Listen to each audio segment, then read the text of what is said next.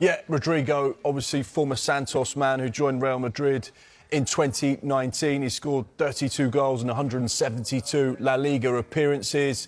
He's won 3 La Liga titles. He's won 2 Champions Leagues.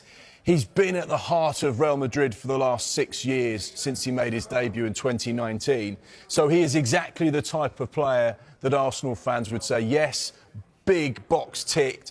He's what we want. We want players of that kind of calibre, a Brazil international as well. We reported on the transfer show that he was a player of interest with regards to Mikel Arteta's rebuild over this summer. They're looking for players that can play down that left-hand side, which Rodrygo can.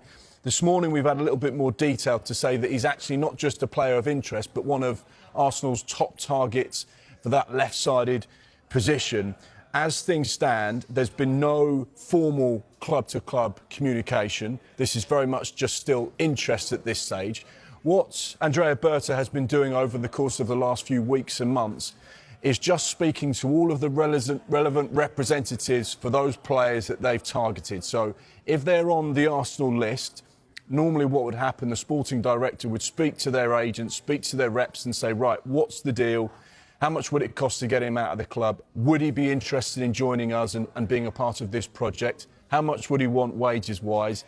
They formulate those lists and then they'll go back to the management team, obviously of Mikel Arteta, who has a heavy hand in recruitment, and say, right, this is what it's going to cost us.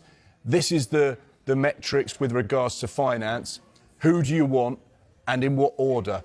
Our information this morning is that one of the top targets for that left-sided position is Rodrygo. So it'll be interesting to see how things develop now. We know that there are other names that they're looking at. Nico Williams, of course, in Spain. Leroy Sané, who's a free transfer. Morgan Rogers, who's had an outstanding campaign for Aston Villa.